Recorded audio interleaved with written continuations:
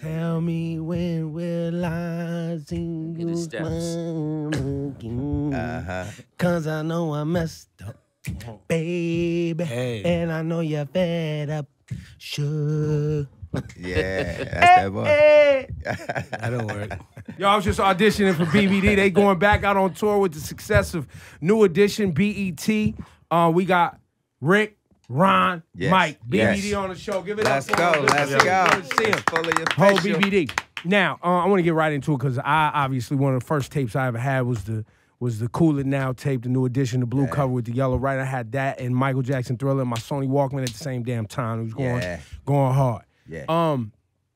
So over the years of obviously New Edition, we've seen highs and lows, and Any Heartbreak was like that new high. Y'all springboarded that and then split off, and BBD and Bobby did his thing, and it was all great. Right. And here we are, and you guys just had ratings history on BBT. What is 19 million. 19 million. Am I right? Yes. 19 million. That's 19 insane. million plus eyeballs on that joint. Yes. Incredible situation. We felt like the movie was going to be successful because we got some of the best fans on the planet, but it exceeded everyone's expectations, man. They just took it to another level. Well, because it was well done, too. It wasn't just that we love you. It was that it was well done. No doubt, from top to bottom. Jesse Collins, executive producer. Chris Robinson, director. Robbie Reed. Yes, Robbie Reed, casting. Abdul Williams writing on that pen. BET, and marketing Crash. staff. Crash, Everything, the DP, man. the guy behind the camera. So many, and of course the cast, man. And they pulled in it the off. wardrobe. Yeah. In wardrobe. Yeah. So, Rick, obviously in there it shows that, you with the finances and the hard times that you fell on personally. Right. How much of that, like, how did they develop this story? Did they literally sit down with each of you individually as a group? Right. I mean, obviously there was things that me as a fan, I heard about, right? As a fan back then in the, Word Up magazine and all, because we didn't have, we didn't have blogs and all that back then. It was rumors and the little magazines. But to what degree is that financial difficulty real? It's all the way 100%. I mean, each of those stories is like we sat down and told the writer. I mean, we started that. I mean, what was it? Like 11 years ago. Yeah, is when we actually started writing the story with Abdul Williams. So, I mean, all of it is true. I mean, what we do is we just give, Jesse Collins and Abdul Williams, the writer, as much information as possible. Right. And basically leave it up to them to kind of tell a story and lay it out in a screenplay way. So all of that is true. I mean, a lot of it took place, the writing part of it took place right after the Home Again tour.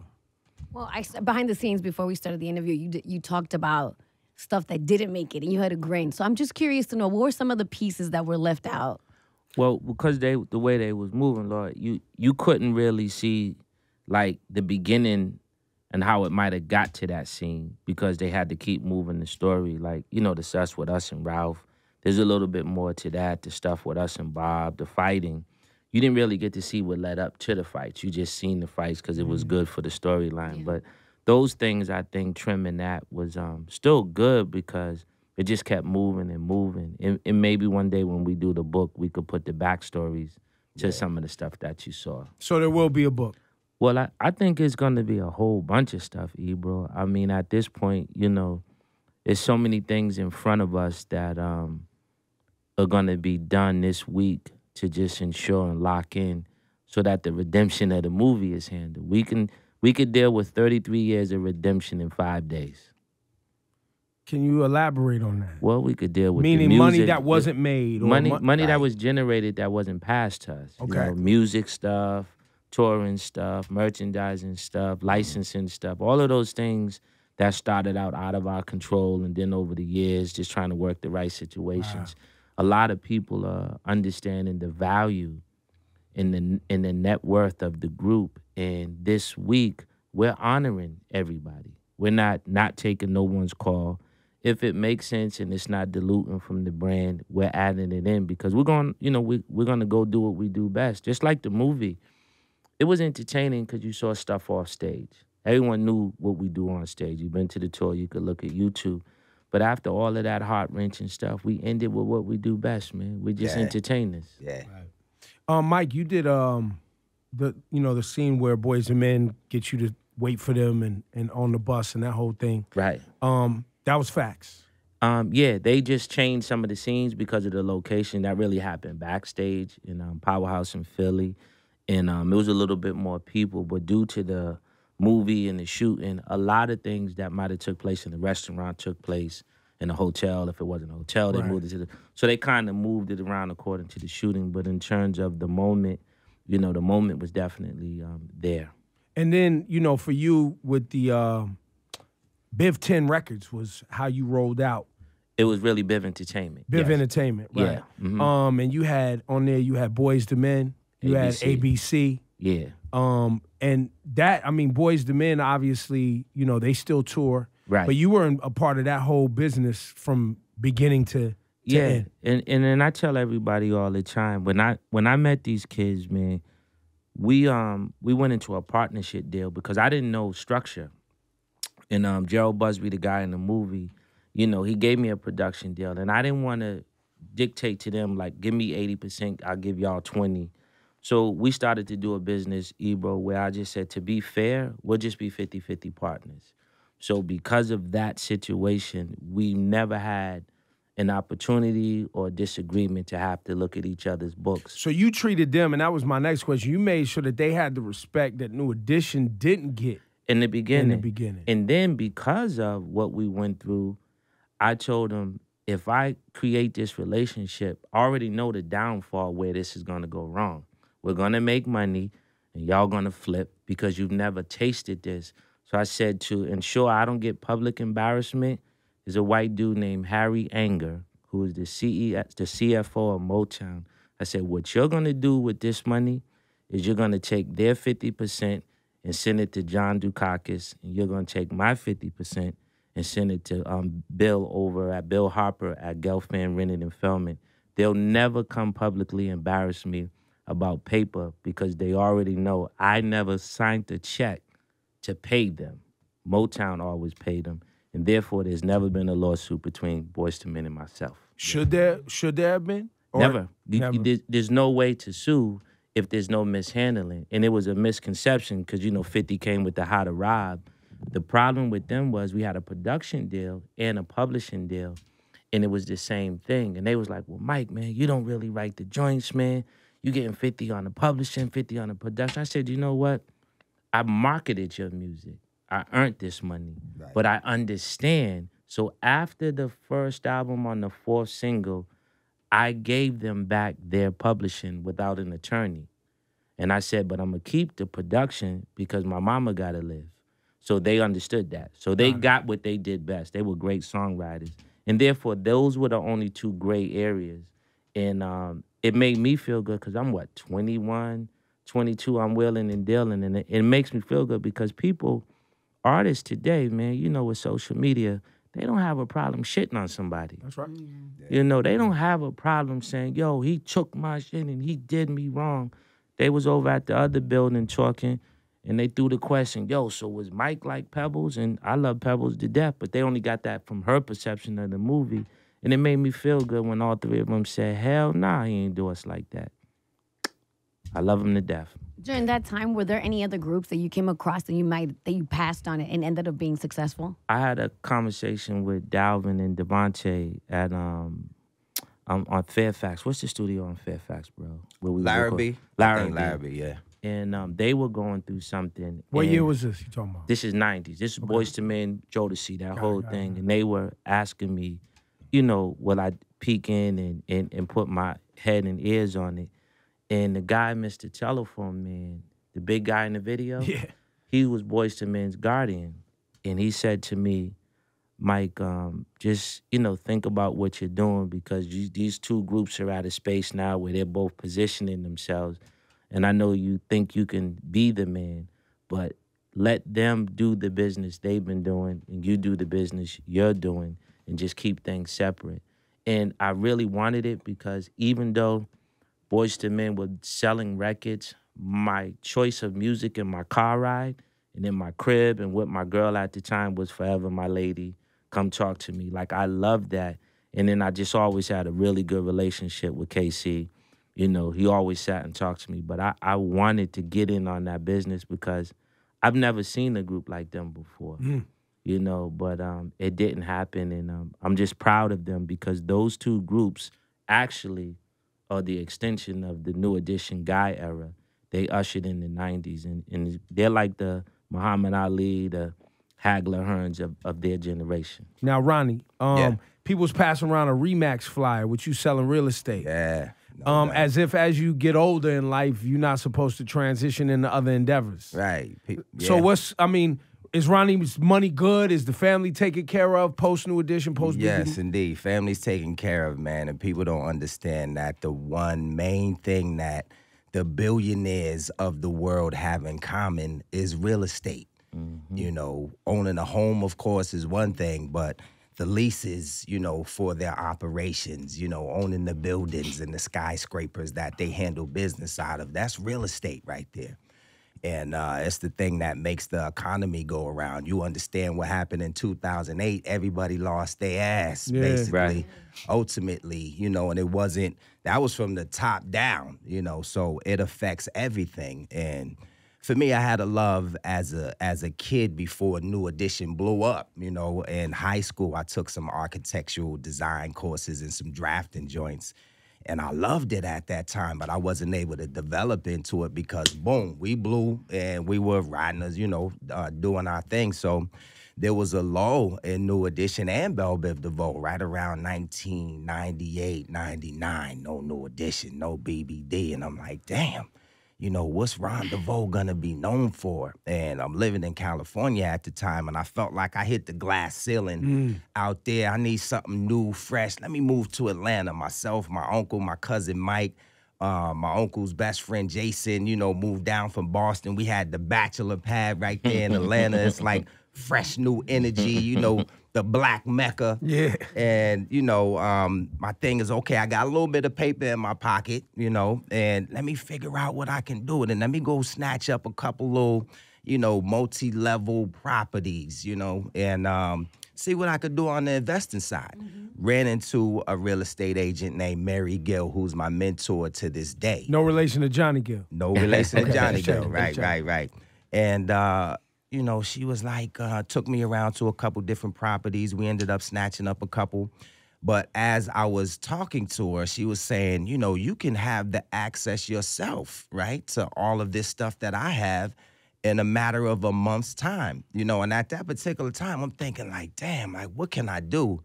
You know, college is going to be a 4-year process. And to get a real job or what have you, it's going to be an 8 to 12-year process, a la lawyer, or doctor, or something like that.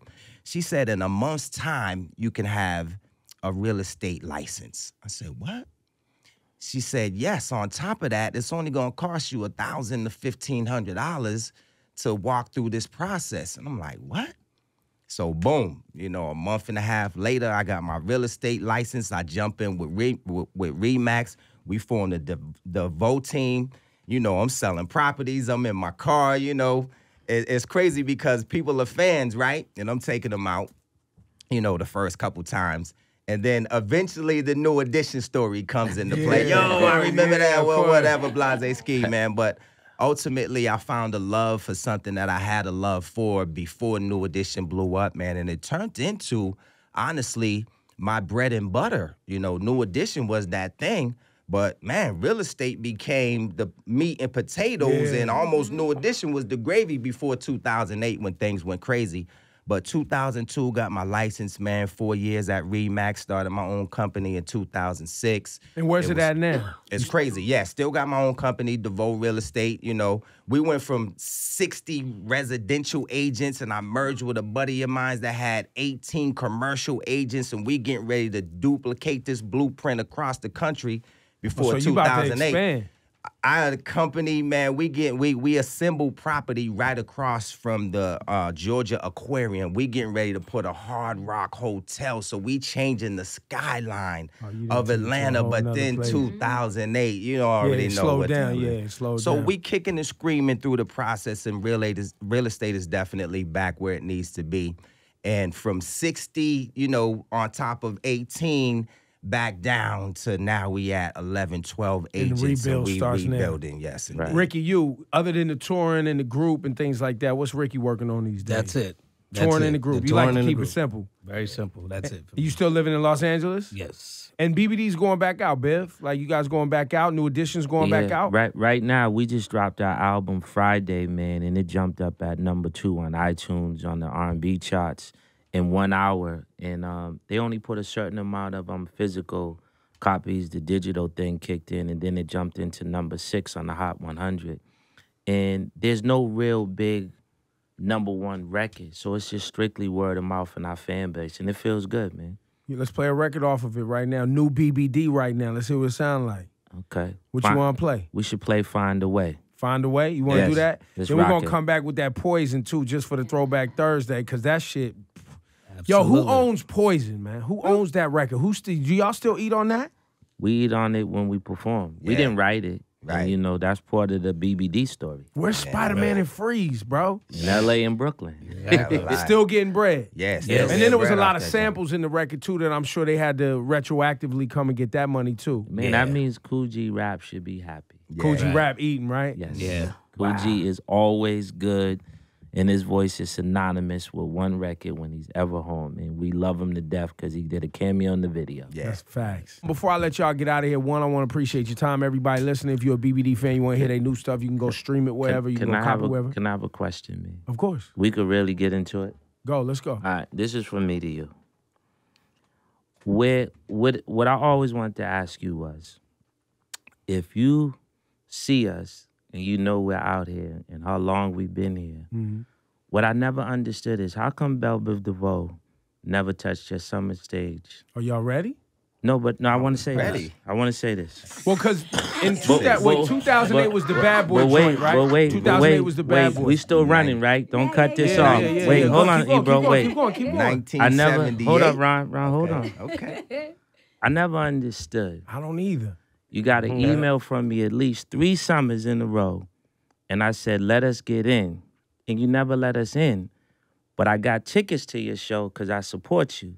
Well, No, and I gave you backstage, too. You Right. asked me for mad backstage. I laced that up, too. But wait, but what I don't understand is, if you know, because you know the culture, but every DJ on set between the acts would drop our shit. Poison, for sure. And you would see the reaction of our shit, but it was good for a play.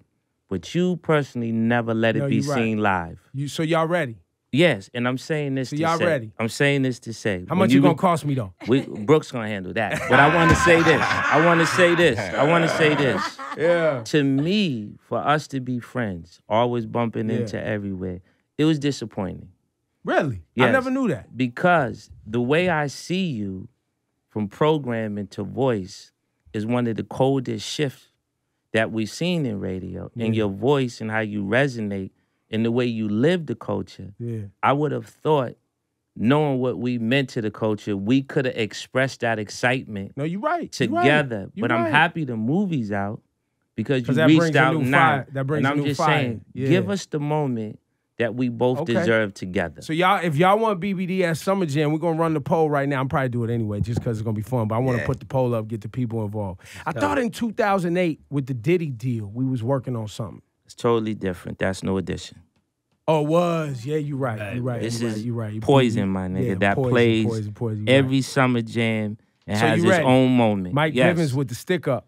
Y'all saw it. Yeah, I've been Y'all holding saw this the in, stick up. Laura, for like 7 years. You saw the stick up. You saw And the if stick it up. ain't on Wait, but how much it TV, gonna cost I'm me, going to though? tell them once again, it didn't make the cut. Yo, Biv, let's Yes. work on it, bro. Let's work on it. I'm I with want it. that, It man. depends on what it costs, though. How much y'all charging me? It's going to be good. Yeah. And gonna we don't cut me a even want to deal? be on long. We want to get to our damn classes and get the hell Wait, out. who do I got to speak to, Ron? He's right there. Right there. Uncle Mr. always Brooke sticking Payne. up, man. Mr. Hey, Brooke always you sticking know. everybody up, man. How much you gonna charge me, man? We're gonna talk about it. Don't you worry. Right. Yo, all I'm saying is we learned a lot over the last 33 years. You know what I'm saying? And we want to go in the middle. Right. You want the prime time? We just like to go early and do our Yeah, business. you know. We don't trip off of that other shit. We want to do our part, be a part of what you do, because the city shuts down. And that's who we are, man. We want to be where the get down is. Okay. And you bring a good down. It's a respectful quality event. It gets wild. But if it's the who's who and you could survive Summer Jam, you could go anywhere in any part of the world and rock. It's a real arena and a situation that only the best and the strongest survive, and we want that shit. You want to get it this year? We need it. Biv, let me ask you before you get up out of here. How much of the original Biv 10 entertainment business, right, is still thriving for you, and have you started new businesses? I'm into clothing now. I got a company called Sporty Rich. I'm into retail and setting the tone in the fashion of what I think works. And a lot of the times I see artists and I get calls all the time for people, what should they wear, that I would never name their names. And I personally help style a lot of the artists today just on my idea of what I think of them. And in terms of Biv 10, my contribution to me, what I brought to this music business, is I took the word production and I raised it to the word entertainment.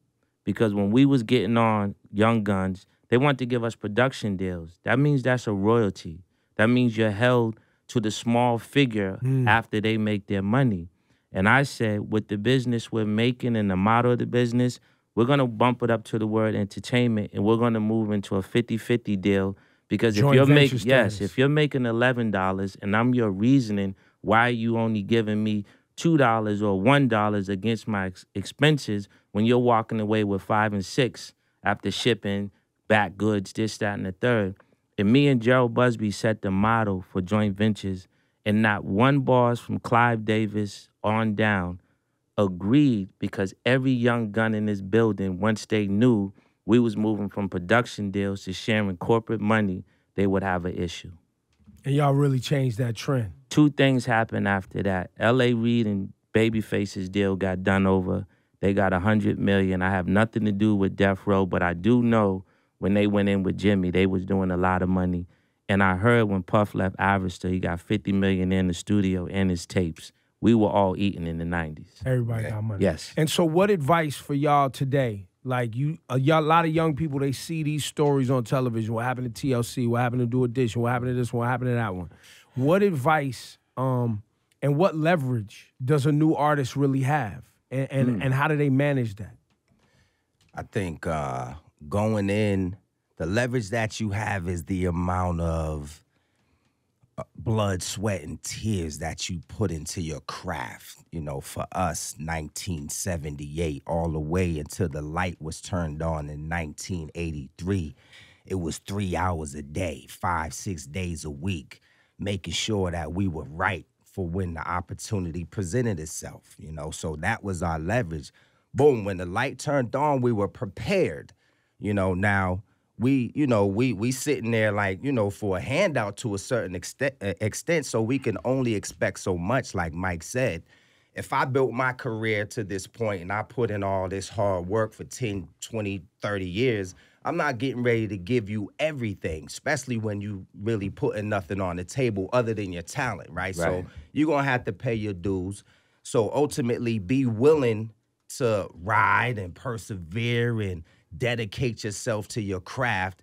And then, you know, be willing to stand the test of time. You know, you're not going to get it out the gates ultimately, you know, but if you got the talent and the hard work ethic, 5, 6, 7 years later in the game, 30 years later in the game. Yeah, exactly. It's going to start returning, you know. So be willing to put in that hard work initially for the opportunity and when it presents itself. They actually do have leverage going in. I tell new artists that if you approach the business with $1, when you first start off, you own $1. It's only you how you decrease your dollar. You know what I mean? You don't have to give up to get on. You just need to go where you can get the most ownership of your dollar. You know, don't be excited about the photo and the luncheon and them introducing you to the boss. He's only there because you're hot, but you've created your own platform. You know, and if you have an attorney that doesn't understand, then that's where you invest your street money. Even if you got to do what you got to do, you try to get to the best, because at the end of the day, because that attorney is the one. Right. Yeah. He's going to help you understand the part you don't know. Yeah. See, we're excited. You going to say something, bro? Go ahead. I was going to say street money. When you invest in, like when you coming with money on the table, then it's a whole different ball game. You know, that's someone like a Master now we're, P. We're combining our money together you and you have your more own, leverage. Yeah, you got your own paper, then it's a whole different thing. And now with social media, you going right to the consumer. They just cutting the middleman out right now. So if you have enough grind and hustle mentality, you don't even need a record label nowadays. But Ron, and the thing that makes y'all so special, bro, is your pre-concert show soundstage is basically the platform where you have given those artists an opportunity to earn the right to go inside. Yeah. So you're doing your part.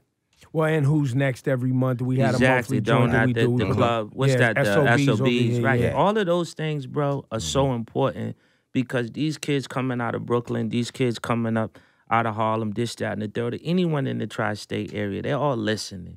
But where they gonna go? Their goal is to be on radio, but you force them to earn their stripes. And sometimes when you see a kid like a Joey Badass and they survive, those are successful stories. That's right. You know, that kid been hitting it, and you know, Kevin and them scooped him up. Now he's got the big dogs of what he was doing. But all that starts from your post, and that's probably why it's important to me because we don't run with that 83 tag money. We not trying to be 48. We trying to be entertainers. That's right. You see what I'm saying? And you got records that stood the test of time. Right. That's so the real part. Yeah, so we ain't into Timeless that. music. We ain't into we old school. We entertain. And it's important that even if the setting ain't our natural touring setting, we got joints that fit the groove. We just want to get in. There it is. Michael Bivin selling me on Summer Jam. We selling BBD new Damn albums. right. They gonna stick That's me the up. shit Uncle of over the here summer, looking at y'all. me sideways. Ricky's still smiling, If but you he don't really have the that stick joint, up kid. Point and click right now. Three strikes, Bell Biv DeVoe. Now you know. Like that.